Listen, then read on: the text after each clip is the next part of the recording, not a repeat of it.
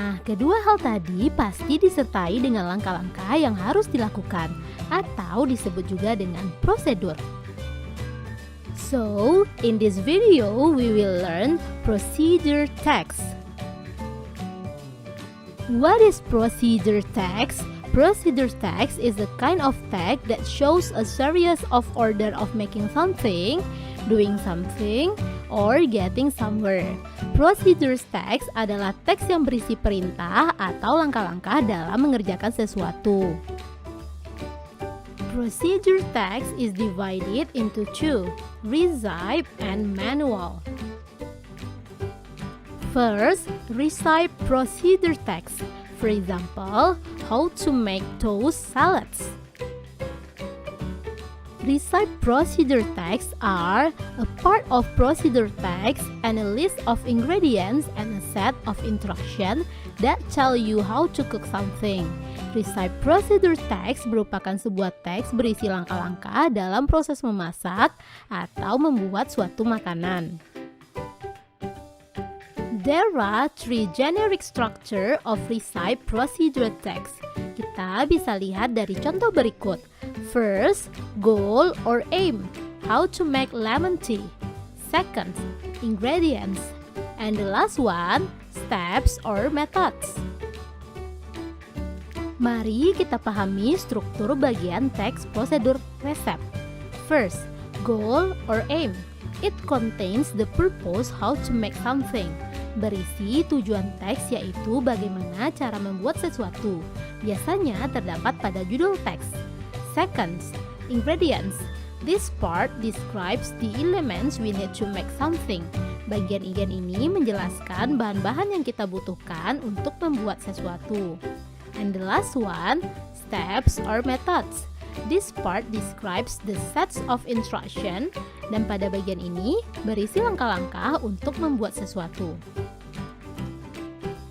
Language features of recipe are using simple present tense, using adverbial of sequence or using temporal adjective, using imperative sentences or command, using adverb of time to express details of time.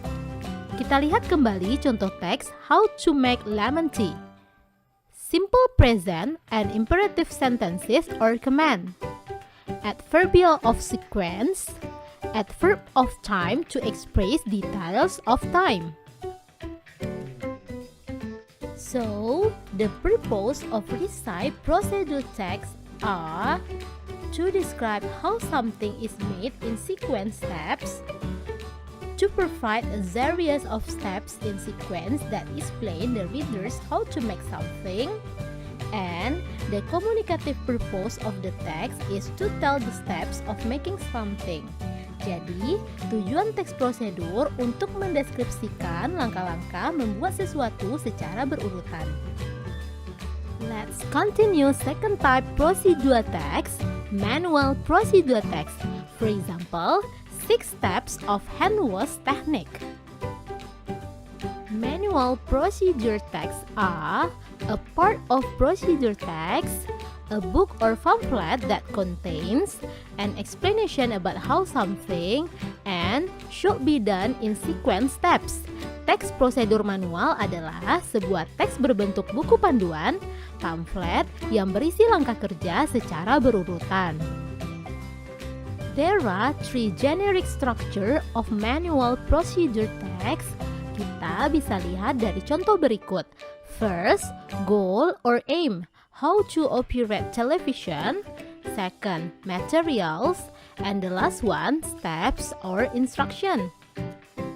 Berbeda dengan struktur bagian teks prosedur resep, pada teks prosedur manual, struktur bagiannya yaitu the first is goal or aim. Berisi cara melakukan atau mengoperasikan sesuatu. The second generic structure is materials. Berisi alat-alat yang kita butuhkan untuk melakukan atau mengoperasikan sesuatu. And the last generic structure is instruction. Menjelaskan instruksi melakukan sesuatu. Language feature of manual procedure text are using simple present tense, using adverbial of sequence or using temporal adjective, using imperative sentences or command. Kita lihat kembali contoh teks how to operate television. Simple present and imperative sentences or command. Adverbial of sequence. So, the purpose of manual procedure texts are to describe how something is done in sequence steps, to provide a series of steps in sequence that explain the readers how to do something, and the communicative purpose of the text is to tell the steps of making or doing something. Jadi, tujuan teks prosedur manual adalah mendeskripsikan langkah-langkah untuk melakukan sesuatu secara berurutan. Teman-teman, berikut ini kosakata yang sering muncul dalam teks prosedur. Cut, pour, chop, peel, boil, blend, slice, steam, fry, grate, wash, add, melt, mix, apply, press, put, make sure, turn on, tighten.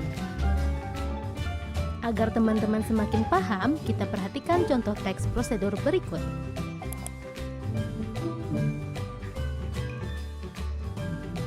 Question number 1. The text tells us about A. How long to make any kind of food, B. Ingredients of making omelette, C. Utensil of making omelette, D. Methods of making omelette, E. How to eat cheese omelette. What is the correct answer? Soal ini menanyakan isi teks. Untuk menjawab soal seperti ini, kita hanya perlu perhatikan bagian goal or aim yang biasanya juga menjadi judul teks. Jadi, jawaban yang tepat adalah D. Methods of making omelette. Question number 2.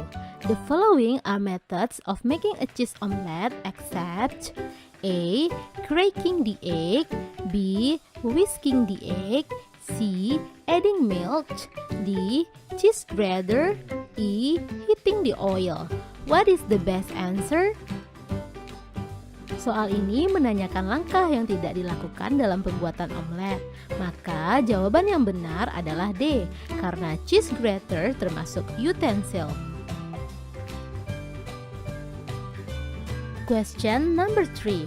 How much cheese do we need to make a cheese omelette? A. 1 gram, B. 3 grams, C. 5 grams, D. 15 grams, E. 50 grams. What is the correct answer? Soal ini menanyakan jumlah keju untuk membuat cheese omelette.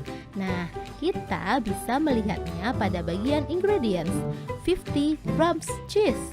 Jadi, jawaban yang benar adalah E. The next question, blah blah blah is a tool with a flat, flexible blade used for mixing and spreading.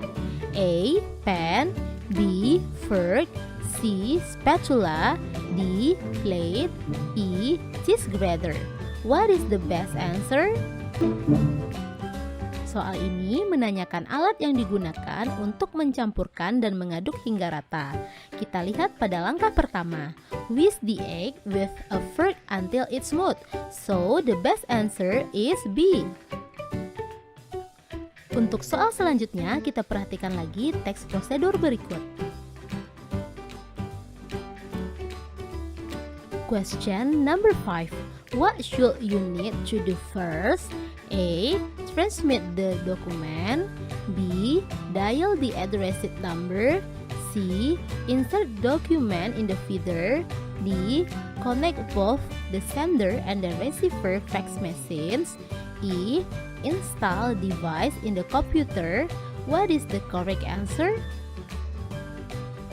Soal ini menanyakan langkah pertama yang harus kita lakukan mengoperasikan mesin fax. Kita perhatikan langkah-langkah pada teks. Langkah pertama yang harus dilakukan adalah insert document into the feeder. So, the correct answer is C. And the last question, What will happen after you send a document successfully? A message transmitting is done will be displayed. B. The sender will receive the copy of the document. C. The recipient will get document. D. The document will be transferred. E. There is a document in the feeder. What is the best answer? Soal ini menanyakan hal yang terjadi setelah kita berhasil mengirimkan dokumen. Nah, jika kita sudah berhasil, maka akan muncul tampilan transmitting is done. So, the best answer is A. Oke teman-teman, berarti di video kali ini kita sudah bisa memahami teks prosedur dan membedakan teks prosedur resep dan manual. In recipe procedure text is how to make something, especially in cooking. And in manual procedure text is how to do or operate something in generally. Nah, sampai di sini teman-teman bisa paham ya? Okay, that's all my explanation about procedure text. Stay healthy and see you on the next video. Have a nice day.